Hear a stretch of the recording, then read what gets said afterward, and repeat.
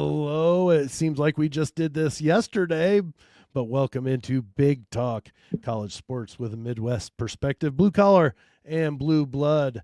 I am Sam Sprunger. As always, I am joined by Tony Hollinsworth. Tony, how are we today? Doing great. It's Friday, which means it's the weekend eve. We're almost there. And you know what that means? At least for me anyway. I can sleep in tomorrow. It's gonna I don't know what sleep in means. I know. That's 6:30 is about as late as I go anytime there, Tony. That's what time I get up for work. Yeah, well, when you're a parent, you tend to have a full-time job even after your full-time job. I'm a cat dad, if that counts. Maybe, I don't know. I've never had a cat. They wake me up at like 3 a.m. because they've randomly decided to throw up. So I kind of feel like that's the same thing, honestly. I've got a almost 11-year-old basset hound that does that. Wakes me up at 3 a.m. to go outside, because if not, I'm going to have to clean something up. Yeah. See, there we go. So okay. Same, but different. It's still same. All right. Well, let's get to it, since we've done a minute and a half of talking about cat vomit and whatnot. But no, talked yesterday about the national championship game between Ohio State and Notre Dame. Neither of us were really surprised with Ohio State coming out on top. Then we talked about the tournament and kind of a couple of tweaks that we would like to see each of what it would be before they start adding new teams, amounts of numbers of teams. Yeah.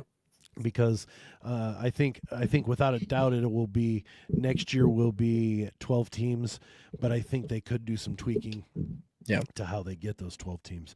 The one thing I forgot to mention, Tony, how about we rank them how they're seeded? That way we don't get confused when that last ranking comes out and you're like, whoa, wait. Ole Miss was number 8. Why were they not even in the bracket or whatever? I don't know that that's what it was.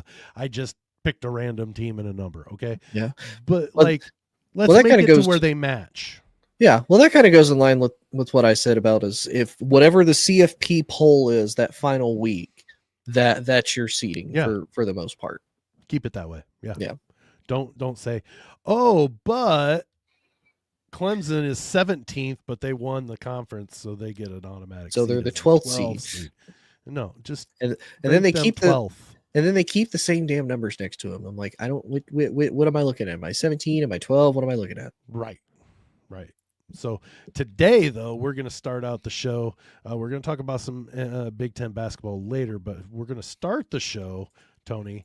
We're going to look at the way too early top 25 from On3 per ESPN. Kind of looks like the final 4 in that top 4 there, Tone.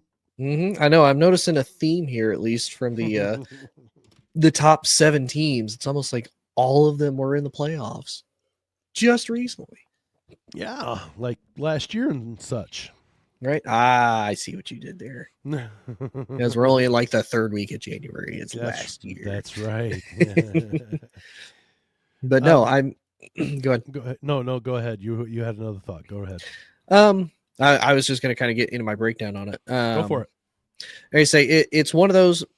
I do have a couple questions on it, and it's one of those not saying that you can or can't answer them. It's just a matter of questions, more of both the draft of who is going to be drafted, who is going to go there, and kind of like what we talked about before with the whole transfer window and whatnot.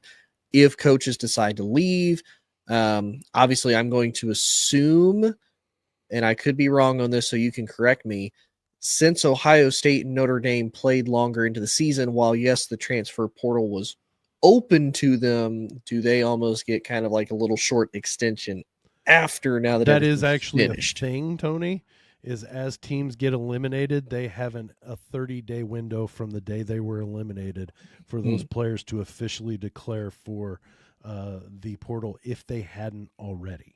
Right. So they get 30 days after the day that they're eliminated. So, but the reason why even some like Pribula from Penn State and some others, Devin Brown from Ohio State, for example, decided to opt out of playing to get to the portal was because they wanted to make sure that They they had that could spot. get an open spot at a place of their choice rather than having to play at whatever coach or a school A or X. Right. And, once you kind of burn the bridge a little bit, depending on who it is, if you burn the bridge by going to the portal, you ain't coming back to the school you left. More now, some might. I said, Maybe. depending Depends on the school. on who it is. Yeah. If you're in Clemson, you're not leaving unless you're guaranteed you're going somewhere. Yep. Yeah, you can't even toy with the idea. You can't even think portal. Nope. Without him knowing that you thought about it. Mm-hmm. So I think this is a great stepping stone, I guess. But you can absolutely see that the imprint of the CFP just in the past 3 weeks is very much present on this this top 6. All 6 of those teams were playing football at that time. Yeah. So the one thing, like you said, the draft.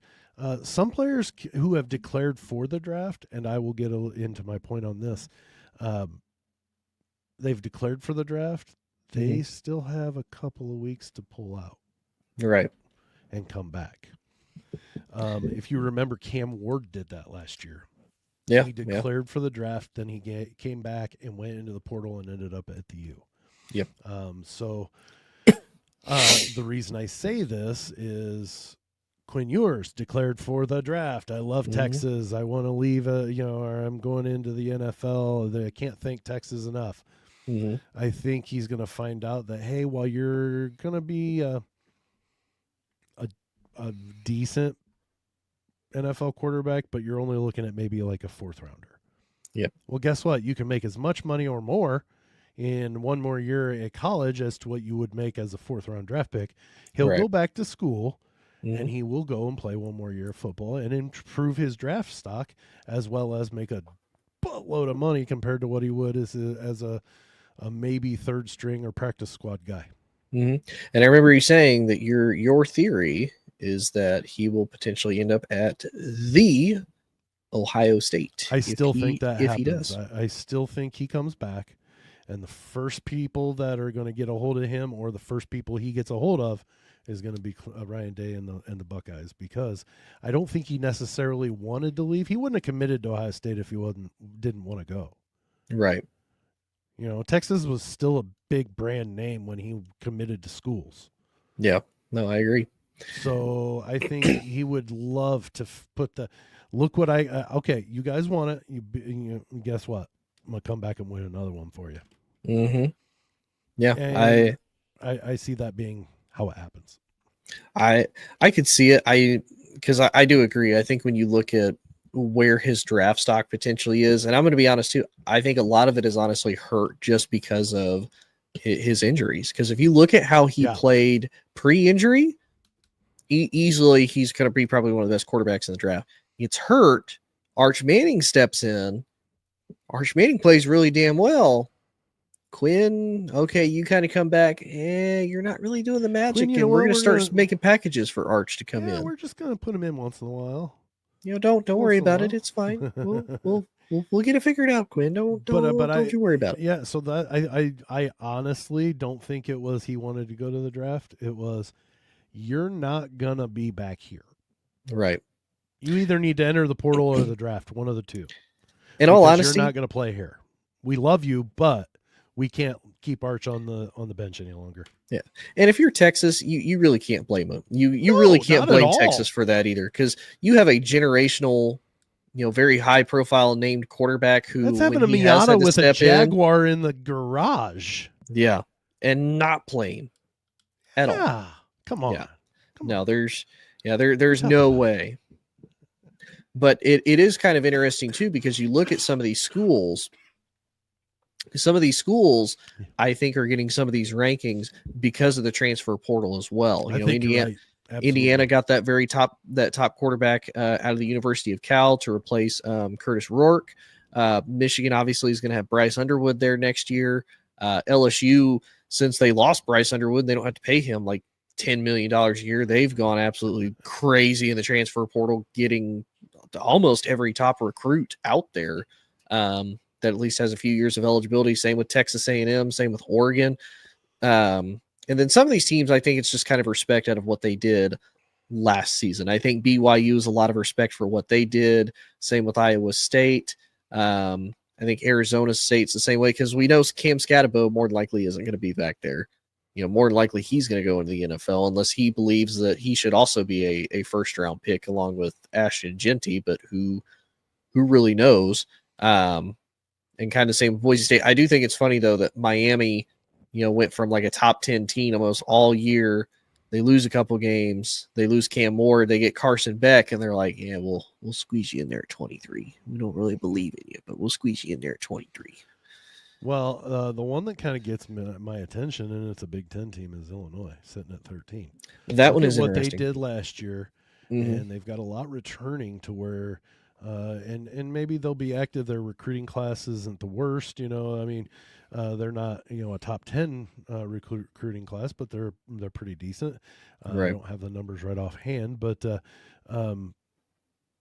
they have a lot of potential. Plus, they may get some portal stuff that makes them a more of a okay. I could see them. They played. I think the overall power rankings. I saw power rankings for the Big Ten. I think they were number 5. Wow. They were right behind IU and Ohio State. Illinois, number 5. Which is crazy, by the way. Yeah. But like they had played a solid. They beat Michigan. Like you go through the steps. They beat some good teams, and they lost some more games. But you all can't beat Penn State and Ohio State and Oregon. Right. And IU on the one occasion of last year, but yeah, this is an interesting talking point to get us going because of the fact that we just got done with a season, but so you can see the tournament's imprint on the 25. But yet there's Florida, they were trending up. Billy Napier, I would have guaranteed you, Kirk Cignetti was going to be a Florida Gators coach. I remember you talking about it. You were like, I mentioned it. I was really toying with saying it's going to happen. And then I put it on delay. And good thing I did, because Florida rattled off like 5 wins at the end of the year. Against like top teams. Yeah, against good teams. And they played Georgia well. They didn't beat them, but they played them well. Yes. And they just, I think they beat Tennessee. No. They beat LSU. They almost beat Tennessee. So and I say almost as a good thing. Yeah, for the way they looked at the beginning of the year, almost beating Tennessee and almost beating Georgia from Florida was really, really good year. Fantastic year. I expected Florida to be a little bit higher up. The one that does make me question, and again, it might just be it might just be biased, and it might just be the namesake. Why is Alabama at 12? Because they've lost a lot of people. You think they should be top 5, right? No. No, honestly, I think it's you mentioned it earlier. I think it's what they've accomplished in the past that's given them the high start. And you know what? If they rattle off a few wins to get to the top 10 and then get beat by somebody, okay, then look, we didn't rank them too high. They, got beat or whatever. But if they happen to rattle off 6 straight and get into the top 5 and play Texas or whatever and get beat by 25, they can drop them back to the top 10, and they're still not a horrible team. I mean, I don't know. I mean, with not knowing what their team's going to look like completely from portal stuff, because they're active in the portal too. So they're active in the portal, but they've lost a lot of people from the portal too, and that's what has really got me questioning. Plus, it's going to be really interesting to see what the quarterback situation is going to look like, because Jalen Milroe's not going to be there anymore either, and and again, that could be a good thing and could be a bad thing there, Tony.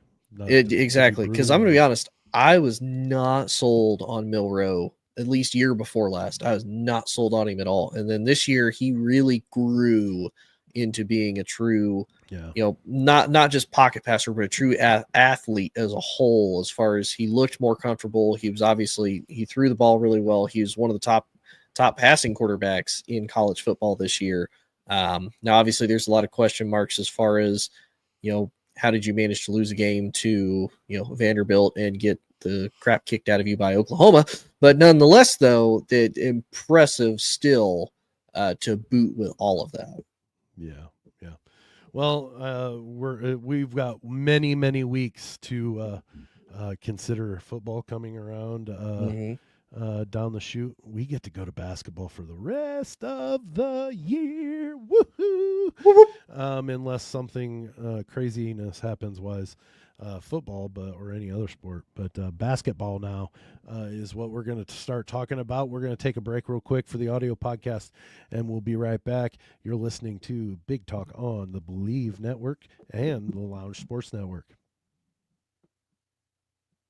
We are back from our audio podcast break. Tony, let's talk hardwood. We're going to talk men's hardwood right now. Basketball.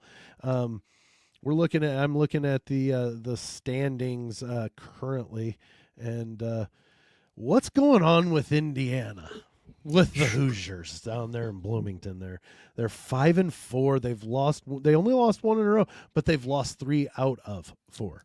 They won their last time out against Ohio State by 1 point.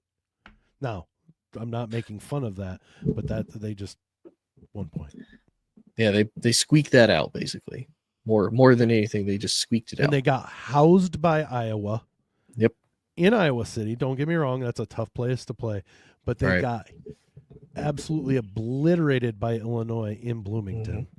Yep. They squeak out an 1-point overtime win against Ohio State at home. Or was it it was at Ohio State, wasn't it? It was at Ohio State, yeah. But then they go to Evanston Wednesday night. And they lose to Northwestern, who is 3-5 with that win. Right. And What's going on in Bloomington? This is the second week in a row we will have talked about what's going on in Bloomington. But this is such an interesting thing to see. It's like a car wreck. You don't want to look, but you have to.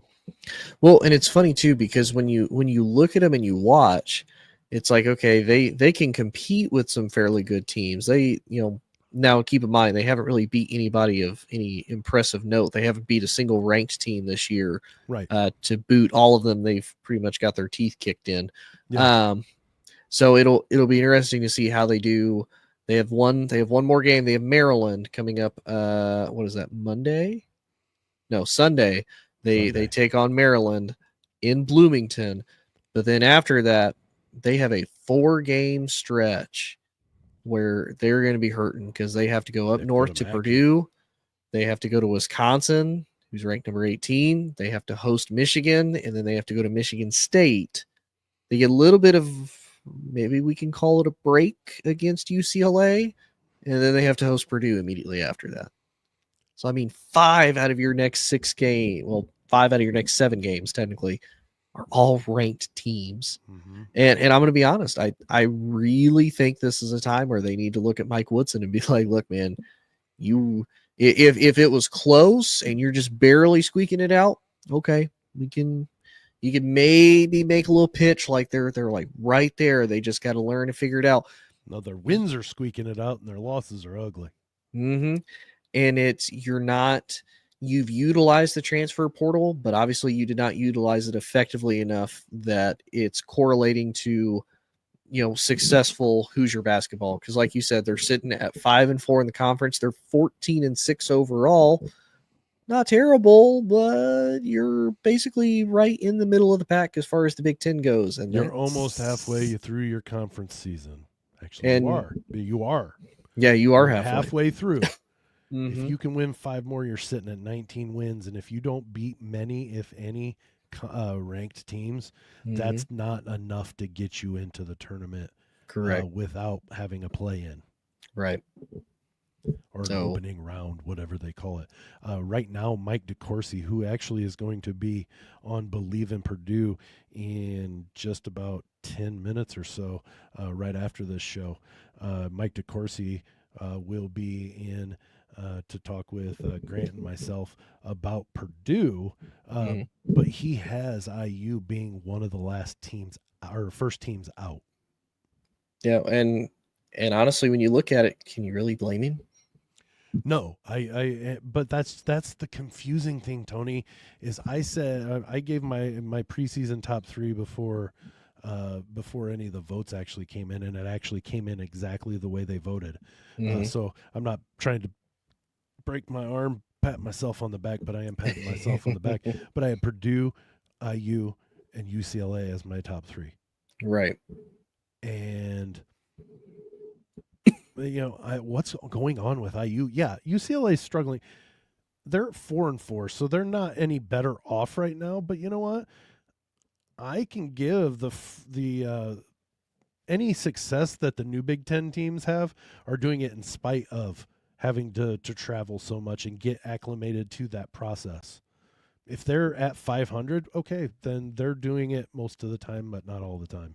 And Mhm. if they're a dumpster fire, well, I think you would have been a dumpster fire even if you weren't traveling over time zones all the time. Right. I just, anybody that's, so the fact that UCLA is struggling, they still have 10 games or 9 games to figure it out. Right. So, but IU is the because I think because of the money they spent. Yeah, there you say they spent all that money. And the other thing too that they're not doing, which is really, and it's hard to believe, they're not recruiting well. I don't think they No. have any 5-star No. recruits at all. No. Like if they do, it's because they got them in the transfer portal. It's not because they recruited them, which is again another thing where if I'm the athletic director for IU, especially for basketball, I'm looking at Mike Woodson and be like, okay, you can get people in the transfer portal, that's cool, but one, it's not correlating to anything, and two, why are you not trying to get guys to want to come here as young players and grow them into being good, basketball players for the Indiana Hoosiers? So that if I'm them, I would be looking at that as well. I've been critical of Mike Woodson this season only because the past 3 seasons that I've been covering Big Ten basketball, 2 out of the 3 he was expected to be top 2 or win the conference. I, as a Purdue fan, I love this in my fan brain because I just do. You know how it is to be a fan. Yeah. But as a person who covers the Big Ten, I've said this, and I said it last week, for crying out loud. The Big Ten's better when I use good. Yeah. Well, basketball itself is better when I use good because you can draw upon those things they've done in history as well as look what they're doing. Right now, they're just look at what we did, and they're not doing anything. If he could add some recruiting to that, he may not have to spend all that money on those guys. Well, and I'm be honest too. When you talked about how they kind of pictured Mike Woodson potentially being one of the top 2 coaches, you know how much of a smack in the face that is to Matt Painter and Tom Izzo, both the 2 big dogs of the Big Ten. I think it's horrible. Like I'm abhorred by it because you don't look at Mike. I don't look at Mike Woodson in their way, but like Matt Painter is very passionate. Tom Izzo, for crying out loud, is nothing but a bucket of passion. Well, and both of them are successful. Now, you can make arguments and different definitions for what people consider as far as success. Matt Painter has one of the best winning records for Purdue, and he's done it for years. And same with Tom Izzo for Michigan State. Heck, Tom Izzo has a national championship under his belt. Mm-hmm. Mike Woodson hasn't been there that long. He hasn't even sniffed any of it. Tom Izzo, Bob Knight, Gene Cady, Lou Henson, Matt Painter. Those are the top 5 winningest coaches in Big Ten history. 2 of them are from Purdue that were both during my lifetime. I've only known 2 coaches from Purdue. Right. I'm not saying that, oh, well, look at my school, they're better. They've done something. For a long time. Have they won national championships? No, but you know what? They have the most Big Ten championships in history. And plus, look at for what the last 15, almost 20 years, who is almost always one of the top 25 teams in the country when it comes to basketball. The Purdue Boilermakers, almost every single time. Matt Painter is the only one to lose to a 13, 14, 15, and a 16 seed. I don't care.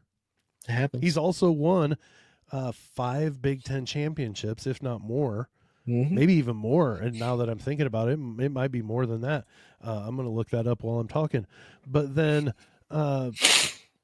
he let Cannon Catchings leave because he wanted a promise of playing time. Yeah. That's not what, and he said, no, I'm not gonna guarantee I don't guarantee playing time. You earn that. Right. And Catching said, okay, I want my letter to be revoked. Okay, fine. We did it. Next day, Catchings came back and said, you know what? I've changed my mind. And Matt said, oh, it's done. Right. What he did, Catchings didn't realize is Painter was trying to figure out one more person he had to get rid of. Catchings made it that much easier. You know what? That's not what our program is. And if you're going out, you're demanding it and saying I'm leaving, well, then we don't need you. Okay. I don't care if you're going to average 30 points a game. Bye. Right. So Tom Izzo the same way. Yeah. So Matt Painter so far, and this is not including 5 regular seasons. This is not including this season. He's 447 wins, 202 losses from the time that he took over as the head coach of Purdue in 2005. And keep in mind too, and obviously you know this being a Purdue fan, for anybody who doesn't know, Purdue doesn't have a whole lot of losing seasons. Their worst seasons was 2004 to 05, and then 2005 to 06. They went 7-21, 9-19. That was Gene Cady to Matt Painter. Yep, that was that in between transition year. It was the transition year between it was Cady's last year and Painter's first. Correct. And in between that, Matt Painter has only had 2 bad seasons. Now they were losing seasons, but he went 16-18, so you're 2 games under 500, and then he went 15-17. Again, 2 games under 500. Other than that, I want everybody to know that I'm enjoying this talk, but I did not start it. it never happens.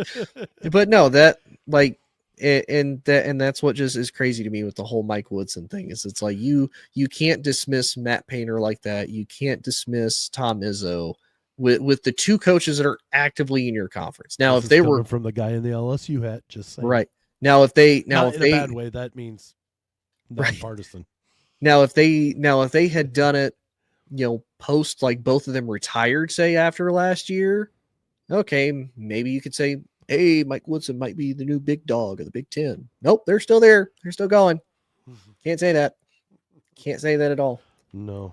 Well, and this wasn't meant to be a berate Mike Woodson. It just it seems like it gets worse and worse as we just get further into the season. And you know what? Sometimes it's just better to cut ties and get it out of the way like Ohio State did last year, because at least they had a fighting chance by the end of the season. Because with Holtman, they just weren't going to get it done. They weren't going anywhere with it. They were underachieving what they were underachieving what they were expected to have last year. Yeah, so they were underachieving greatly, and so maybe it's time. So real quick before we potentially head out, just to give everybody an idea of Mike Woodson. Yeah. His best season was 22-23. He was 23-12. He was 12-8 in the Big Ten. That's his best season. Now he's never had a losing season. Closest he had was last year. They went 19-14. They went 10-10 in the conference. Yeah. And they went 21-14. He's 77-46. But again, you're not doing anything. You're 3 games above 500 in the Big Ten. You can't do that. You can't do that consistently. Quickly, where can people find us, Tony? You can find us on Big Talk on Facebook at B1G Talk. You can find us on TikTok, Instagram, and X at B1G_Talk. You can find us on All Sports All Plays Network Monday, Wednesday, and Friday 3 times a week. And you can find us on the Believe and Lounge Sports Network, wherever you get your podcasts. Sam will upload it later that day. All right. Well, that does it for Big Talk College Sports with a Midwest perspective. For Tony Hollinsworth, I'm Sam Sprunger. We'll see you next week.